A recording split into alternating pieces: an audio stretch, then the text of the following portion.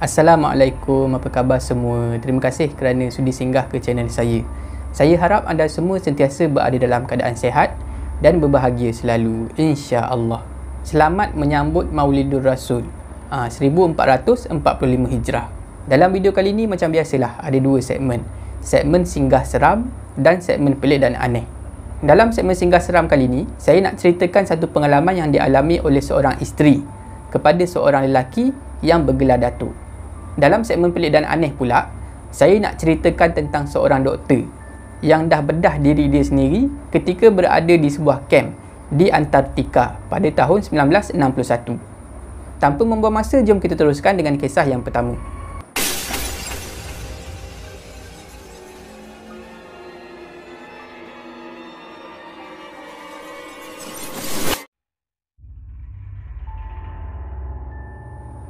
Selamat datang ke segmen singgah seram. Untuk kisah kali ini, saya akan gunakan nama samaran Intan dan Linda untuk memudahkan cerita. Intan dan Linda ni adalah kawan rapat semenjak daripada sekolah rendah lagi sampailah SPM. Lepas SPM tu, Linda dapat keputusan yang cemerlang, top 5 di sekolah dia. Maknanya Linda ni cerdik lah. Intan pun cerdik juga, tapi tak adalah sampai masuk dalam top 5. Biasa-biasa je lah. Lepas habis SPM, Linda dapat sambung belajar di sebuah kolej swasta di Kuala Lumpur. Intan pula buat haluan dia sendiri. Dia belajar juga tapi di tempat lain lah. Lebih kurang 2 tahun lepas tu, Intan dengar cerita Linda dah berkahwin. Berkahwin dengan seorang lelaki yang berpangkat datuk. Orang kaya lah. Bila Linda dah kahwin, diorang berdua ni dah tak rapat macam dulu. Kiranya kurang lah kontak tu. Sebab masing-masing dah ada life sendiri. Linda dah kahwin, dah ada suami. Intan pula sibuk dengan life dia sebagai seorang student. Masa terus berjalan. Lebih kurang 2 tahun pula lepas tu, pada satu hari, Intan dapat satu panggilan telefon daripada Linda. Masa tu memang dah lama diorang tak bercakap. Tiba-tiba si Linda ni call. Jadi Intan rasa seronok lah. Diorang pun bersembang lah dalam telefon. Rupanya Linda dah dapat anak. Dah ada anak seorang. Dan masa tu, dalam perut dia ada seorang lagi. Dia mengandung 2 bulan pada masa tu. Bila Intan dengar yang Linda ni dah ada anak, lepas tu tengah mengandung pula anak kedua, Intan pun tumpang seronok. Jadi dipendekkan cerita, diorang jadi rapat semula, macam zaman sekolah dulu. Masa ni, Linda tinggal di sebuah rumah kondominium, rumah kondo mewah lah di Kuala Lumpur. Intan pula memang selalu lepak dekat rumah Linda. Sebab rumah Linda ni best lah, rumah mewah. Ada swimming pool apa semua. Intan memang selalu mandi dekat swimming pool tu. Suami Linda pula memang selalu tak ada kat rumah. Maklumlah orang kaya, ada bisnes besar. Jadi banyak kerja dekat luar, banyak outstation. Linda memang seronok lah bila Intan ada. Intan selalu overnight dekat situ, selalu tidur dekat rumah Linda. Pada satu malam ni, Linda ada bercerita pada Intan. Katanya rumah atas daripada rumah kondo si Linda ni selalu buat bising. Pada tengah malam, pukul 2-3 pagi macam tu, akan kedengaran bunyi bising daripada tingkat atas. Bunyi yang selalu Linda dengar adalah bunyi tapak kaki dan kadang-kadang bunyi benda bergolek. Memang bising lah. Biasa pukul 2-3 pagi macam tu berbunyi. Malam tu memang Intan plan nak tidur rumah Linda. Jadi pada malam tu pukul 3 pagi dah masa tu, Intan dan Linda masih lagi belum tidur. Diorang lepak tengok movie dekat hall, dekat ruang tamu. Anak-anak Linda dah tidur masa tu. Kebetulan pada masa tu, Intan dapat dengar bunyi yang Linda selalu cerita. Bunyi bising daripada tingkat atas. Memang betul lah. Bunyi tu macam bunyi tapak kaki. Bunyi orang berjalan, bunyi orang berlari. Dan kadang-kadang boleh dengar bunyi benda bergolek. Memang lama bunyi bising tu. Tak henti-henti. Lebih kurang 10 minit macam tu, Linda dah hilang sabar. Sebab anak-anak dia dah tidur elok dalam bilik. Linda risau kalau anak dia terbangun sebab bunyi bising tu. Jadi Linda call lah security kondo tu. Linda bagi tahulah semua kepada security tu supaya tolong warning orang dekat tingkat atas. Jangan buat bising.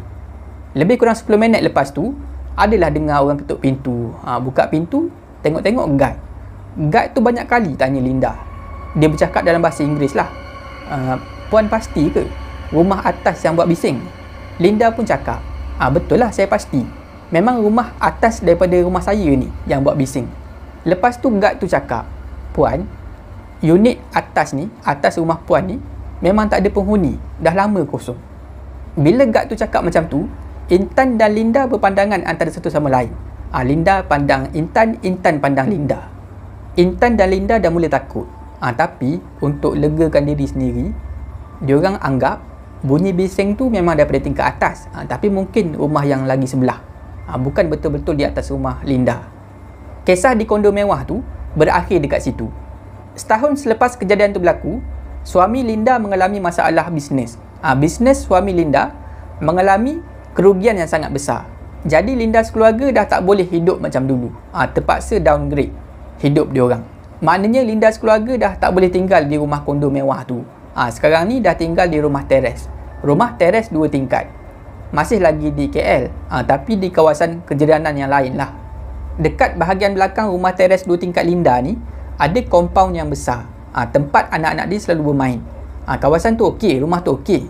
Cuma di bahagian belakang ni, ada banyak nyamuk. Jadi Linda memang jarang buka sliding door dekat belakang rumah. Dalam tempoh ni, suami Linda memang sibuk bekerja. Samalah macam dulu. Selalu outstation, tinggalkan Linda bersama-sama dengan anak dekat rumah. Intan pula pada masa ni dah dapat kerja.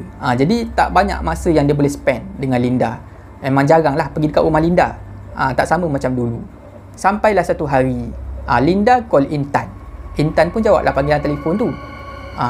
Masa itulah Linda mengadu.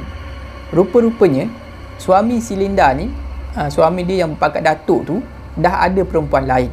Bukan setakat ada perempuan lain, dia orang sebenarnya dah kahwin. Suami Linda dah ada isteri yang kedua. Bila Intan dapat tahu suami Linda ni dah berkahwin lain, Intan turut sama bersedih. Sebab dia kenal kawan dia ni, si Linda ni. Linda memang bukan jenis yang sosial. Tapi masa mula-mula kahwin dengan datuk ni, memang Linda selalu ikut lah. Selalu ikut suami dia pergi trip bisnes, pergi melancong, pergi meeting pun ikut. Tapi bila dah ada anak ni, faham-faham lah. Memang Linda tak boleh nak pergi ke mana-mana. Terpaksa duduk dekat rumah, jaga anak-anak. Satu lagi perkara yang membuatkan Intan sedih, bila dia terkenang kawan dia ni, Linda ni. Linda jaga suami dia dengan sangat baik. Makan, pakai, memang sempurna lah. Rumah pun memang sentiasa kemas, tersusun elok aja. Tapi itulah nak buat macam mana kan. Dan nasib dia macam tu. Intan pun pergilah melawat Linda ni dengan anak-anak dia. Masa tu memanglah, kalau tengok Linda ni tersenyum, tapi dia tak boleh tipu lah Intan. Intan tahu.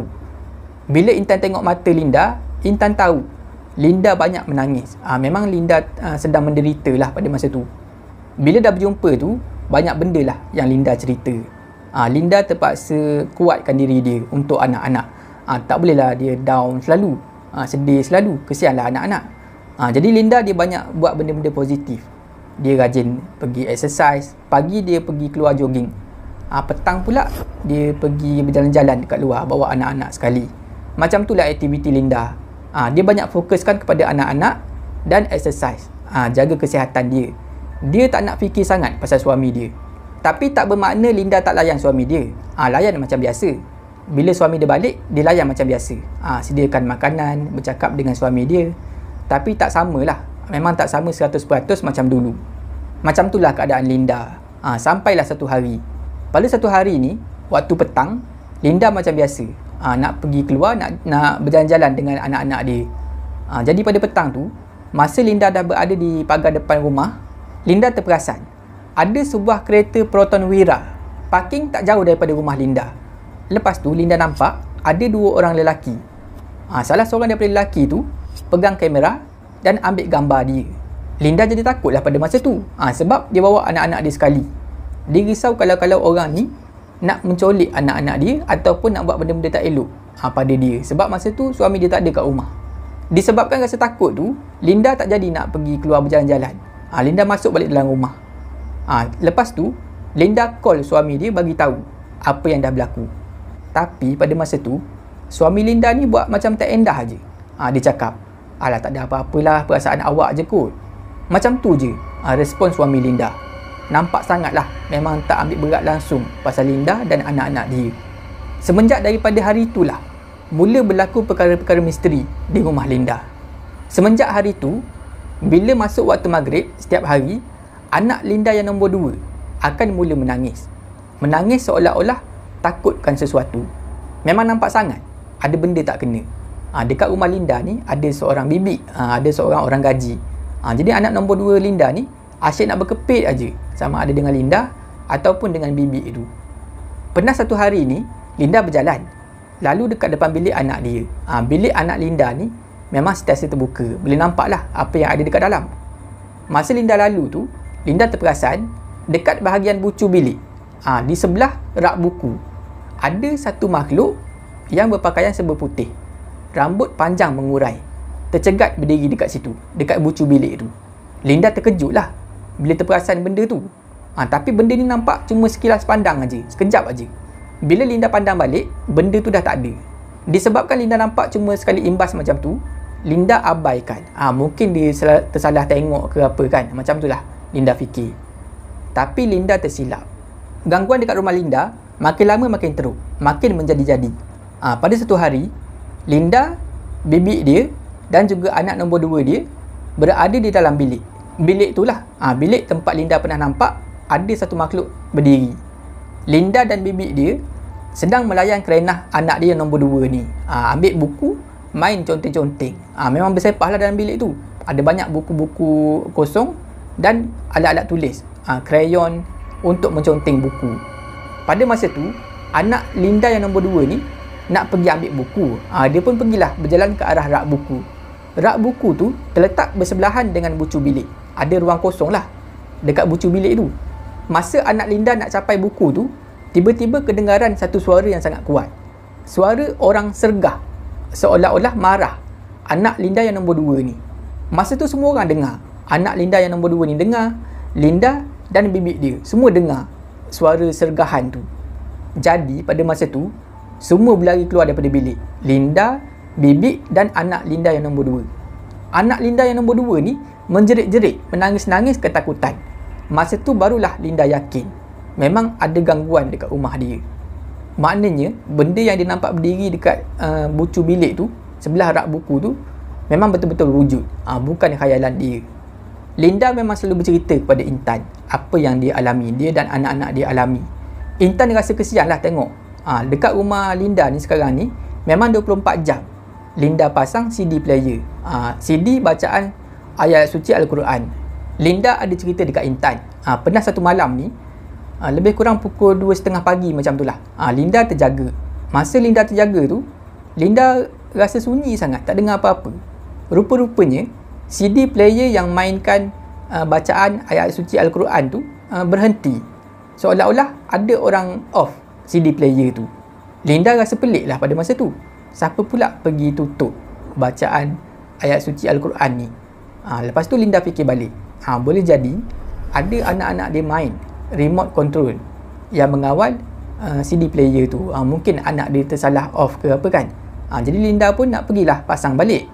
Masa Linda bangun nak pergi on balik CD player tu, Linda terdengar bunyi seolah-olah anjing menyalak 2-3 ekor. Bunyi tu dekat sangat, seolah-olah anjing tu berada di tepi tingkap bilik dia orang. Memang pelik lah, sebab bilik tu, master bedroom tu, tempat Linda dan anak-anak dia tidur, terletak di tingkat 2. Takkanlah anjing boleh terbang dekat situ pula, menyalak dekat tepi tingkap. Tapi Linda tak pedulikan bunyi anjing menyalak tu. Linda terus berjalan menuju ke arah CD player. Dia pun on balik CD player tu. Bila bacaan ayat suci Al-Quran tu berkumandang semula, bunyi salakan anjing tu serta-merta berhenti. Masa tu memang Linda dan anak-anak dia tidur sebilik, tidur di master bedroom. Banyak lagi sebenarnya gangguan yang Linda alami. Semuanya Linda ceritakan kepada Intan.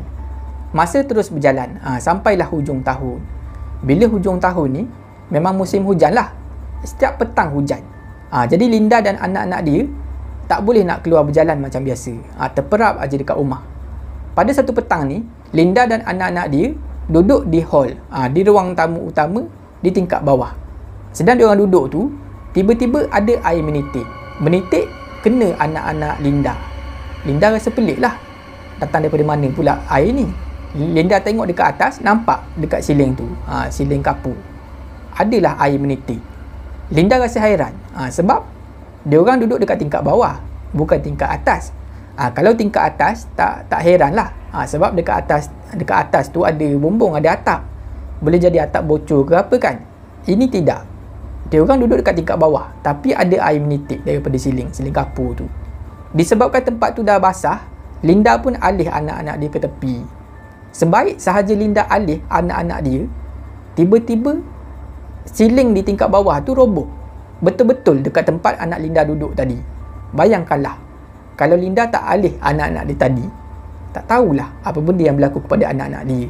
Serentak dengan siling roboh tu, jatuhlah air yang sangat banyak daripada atas. Tak tahu air tu datang daripada mana. Habis basah semua.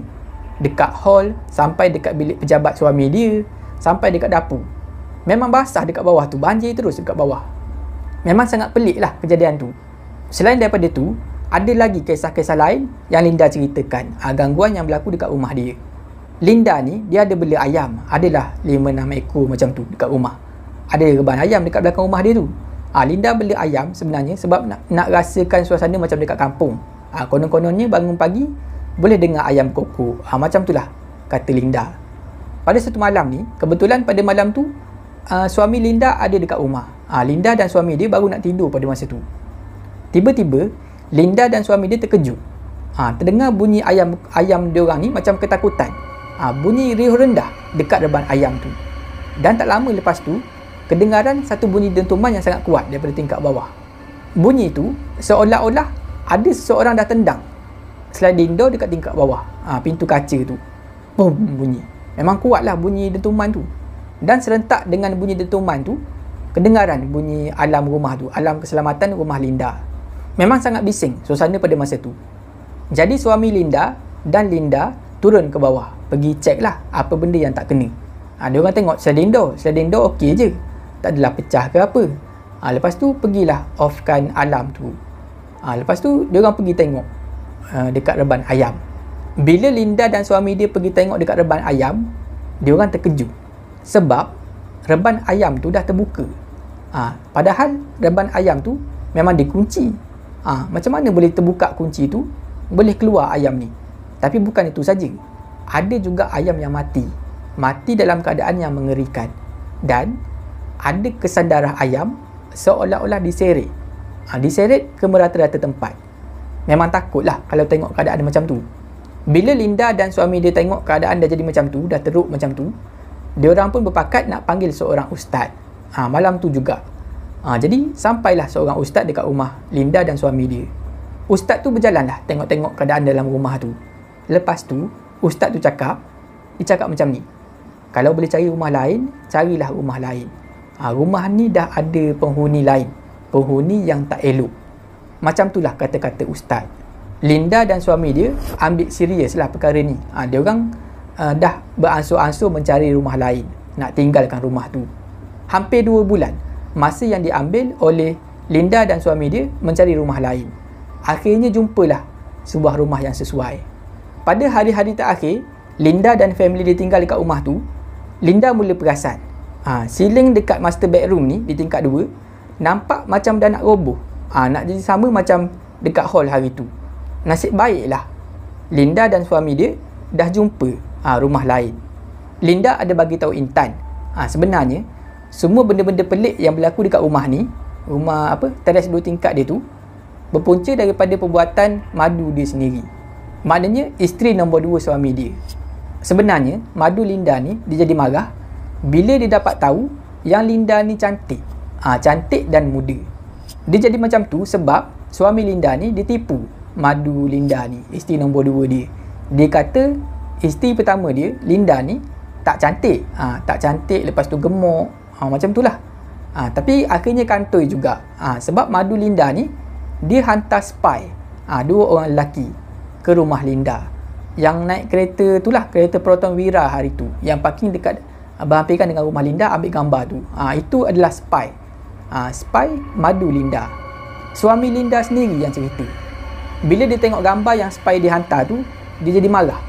Bila dia tengok Linda ni cantik dan muda.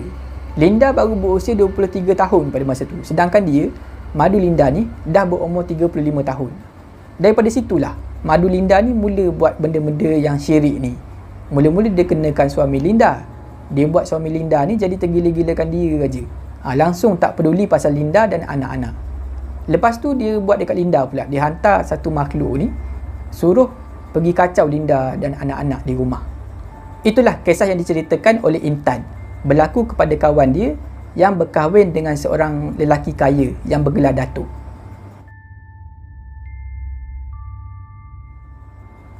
Selamat datang ke segmen Pelik dan Aneh. Dalam segmen Pelik dan Aneh kali ni, saya nak ceritakan tentang seorang doktor. Doktor yang dah membedah diri dia sendiri. Nama doktor ni adalah Dr. Leonid. Leonid Rogozov. Pada tahun 1961, ada satu ekspedisi dijalankan di Antartika. Ekspedisi Antartika ni dianggotai oleh 12 orang anggota, 12 orang pengembara. Dan salah seorang daripada anggota tu adalah Dr. Leonid. Dan dalam kumpulan tu hanya ada seorang doktor perubatan. Tak lain tak bukan adalah Dr. Leonid. Leonid Rogozov. Kesemua 12 anggota ekspedisi ni ditempatkan di sebuah kamp yang baru dibina di Antartika tu. Nama kamp tu adalah stesen Novolazarevskaya. Pada mulanya semuanya berjalan dengan sangat baik. Tak ada masalah. Masalah bermula pada bulan Mac tahun 1961.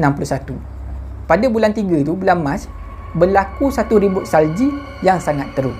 Bila berlaku ribut salji tu, segala komunikasi antara kamp yang baru dibina ni, tempat 12 orang pengembara tinggal ni, dengan dunia luar terputus. Tak boleh nak berkomunikasi. Samalah dengan jalan keluar masuk. Jalan tu tersekat disebabkan ribut salji yang sangat teruk. Tapi, walaupun keadaan di kawasan tu teruk macam tu, Dr. Leonid masih lagi sihat. Masih lagi okey. Semuanya berubah pada tarikh 29 April tahun 1961. Dr. Leonid mula berasa tak sedap badan. Mula rasa tak sihat. Dr. Leonid mula demam, sakit-sakit sendi dan dia mula rasa sakit perut. Pada peringkat permulaan, sakit perut Dr. Leonid Rogozov ni bermula daripada bahagian tengah. Kemudian sakit tu perlahan-lahan menjalar ke tepi. Dr. Leonid ni adalah seorang doktor perubatan. Jadi dia tahulah simptom-simptom ni merujuk kepada sakit apa. Masa tu Dr. Leonid dah sedar sebenarnya yang dia sekarang ni sedang menghidap acute appendicitis. Dan satu-satunya cara nak mengubat sakit ni adalah pembedahan. Dia sakit appendix, kena keluarkan appendix itu. Pada awalnya Dr. Leonid ni dia cuma makan antibiotik saja. Makan antibiotik dan dia letak benda yang penyejuk lah pada bahagian perut dia yang sakit tu. Tapi usaha dia tu sia-sia. Dia masih lagi sakit. Keadaan Dr. Leonid makin lama makin teruk. Suhu badan dia makin lama makin meningkat. Lepas tu dia dah mula muntah-muntah masa tu. Tapi tak boleh nak buat apa. Sebab jalan keluar masuk daripada kamp tu memang dah tersekat. Dah terhalang dengan ribut salji yang teruk. Lebih malang lagi, macam yang saya bagi tahu awal tadi, dalam 12 orang anggota ekspedisi ni hanya Dr. Leonid seorang saja, doktor perubatan. Yang lain tu ada juga doktor, tapi mungkin doktor falsafah macam tu, bukan doktor perubatan. Jadi memang tak boleh nak tolong lah Dr. Leonid ni. Acute appendicitis ni adalah satu keadaan di mana organ appendix kita mengalami keradangan. Tak kira lah sama ada disebabkan oleh jangkitan kuman ataupun daripada sisa-sisa makanan yang terpesong masuk ke dalam appendix itu. Lama kelamaan appendix ni dia akan membengkak. Dan kalau dibiarkan dia akan pecah.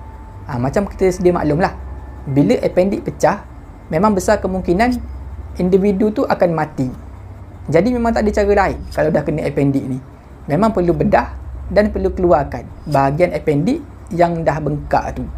Pada tarikh 30 April tahun 1961, Dr. Leonid Rogozov mula mengalami gejala-gejala yang menunjukkan appendix dia dah hampir nak pecah. Dr. Leonid dah tak boleh tidur. Dia macam memang dalam kesakitan yang tak amat sangat. Bila Dr. Leonid makan ubat pun dah tak jadi apa-apa. Tak rasa apa-apa dah. Jarak antara kamp tempat Leonid dan 12 pengembara ni tinggal dengan kamp yang paling hampir adalah 1,600 km. Memang sangat-sangat jauh. Ditambah pula dengan ribut salji yang makin teruk. Memang tak ada harapan nak pindahkan Leonid ni ke tempat lain untuk dibedah. Akhirnya, pada tarikh 1 Mei tahun 1961, Dr. Leonid Rogozov buat keputusan untuk bedah diri dia sendiri. Dia nak keluarkan appendix tu. Nama pembedahan ni adalah appendicectomy. Dia buat sendiri pembedahan tu. Dr. Leonid minta bantuan daripada 2 orang rakan dia, pengembara yang ikut bersama-sama dengan ekspedisi tu. Seorang adalah pemandu dan seorang lagi adalah ahli kaji bintang. Memang tak ada kena-mengena langsung dengan pembedahan, tak tahu apa-apalah. Yang seorang tu, Dr. Leonid minta tolong supaya pegang cermin, supaya dia boleh tengok perut dia sendiri. Dan lagi seorang, Dr. Leonid minta tolong supaya bagi dia barang-barang yang dia perlu. Bila nak bedah tu, tolong bagi alat-alatan bedah lah pada dia, hulurkan alatan bedah pada dia. Bila dah ada 2 orang pembantu, Dr. Leonid pun mulalah membedah diri dia sendiri. Selepas 40 minit membedah diri dia sendiri, Dr. Leonid pun berhenti sekejap. Sebabnya Dr. Leonid ni dia dah rasa sakit kepala. Sakit kepala dan kurang stabil. Sebabnya daripada tadi dia membedah diri dia sendiri dengan melihat pantulan cermin, image dia sendiri di cermin. Jadi susah lah. Macam yang kita biasa tengok, kalau dekat cermin ni, tangan kanan kita dekat cermin tu menjadi seperti sebelah kiri. Sebab itulah Dr. Leonid ni perlu fokus lebih pada apa yang dia buat. Nak buat pembedahan tu memang dah susah dah. Bila kita buat pembedahan mengikut pantulan image cermin, lagi bertambah-tambah susah. Bila Dr. Leonid dah berjaya potong abdomen dia sendiri, nampaklah appendix tu. Dr. Leonid terkejut. Sebabnya appendix tu memang dah nampak bengkak sangat-sangat, nak pecah sangat-sangat dah. Nasib baik dia cepat potong, dia cepat keluarkan. Dipendekkan cerita, Dr. Leonid pun berjayalah keluarkan bahagian appendix yang bengkak tu. Bila dah selesai potong, dah selesai buang bahagian appendix yang bengkak tu, Dr. Leonid sapu pula antibiotik dekat situ. Lepas dah selesai sapu antibiotik semua, Dr. Leonid pun tutup balik luka pembedahan tu. Dia jahit sendiri abdomen dia. Pembedahan ni mengambil masa sekitar 1 jam 45 minit. Selepas menjalani pembedahan tu, keadaan kesihatan Dr. Leonid bertambah baik. Dan pada hari kelima, Dr. Leonid dah sembuh daripada demam dia. Masa terus berjalan. Seminggu lepas tu, Dr. Leonid dah boleh buang benang yang ada pada abdomen dia. Sembuh dengan elok lah maknanya luka tu. Dan akhirnya, selepas 2 minggu menjalani pembedahan appendix tu, Dr. Leonid dah pulih sepenuhnya. Boleh mula bekerja seperti biasa. Dr. Leonid Rogozov ni adalah orang Rusia. Jadi bila dah habis ekspedisi tu, dia baliklah daripada Antartika balik ke Rusia. Semua orang tahu pasal apa yang dia buat. Dia dah bedah diri dia sendiri. Memang warga Rusia semuanya berbangga dengan Dr. Leonid ni. Dia orang sanjung Dr. Leonid. Dr. Leonid ni dianggap sebagai seorang yang tak berputus asa dan sangat berani. Sampai tahap boleh bedah diri sendiri. Dan disebabkan itulah kerajaan Rusia memberi anugerah kepada Dr. Leonid. Dr. Leonid Rogozov.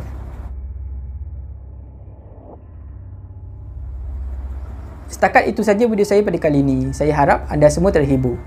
Jika anda suka video ni, jangan lupa like, share dan komen video ni. Jangan lupa subscribe dan tekan butang loceng untuk dapatkan notifikasi video saya yang seterusnya. Bagi anda yang nak berkongsi kisah seram, boleh hantar ke alamat email yang tertera dekat bawah. Janganlah takut kepada makhluk, tetapi takutlah kepada pencipta segala makhluk. Semoga kita bertemu lagi di video saya yang seterusnya. InsyaAllah. Assalamualaikum.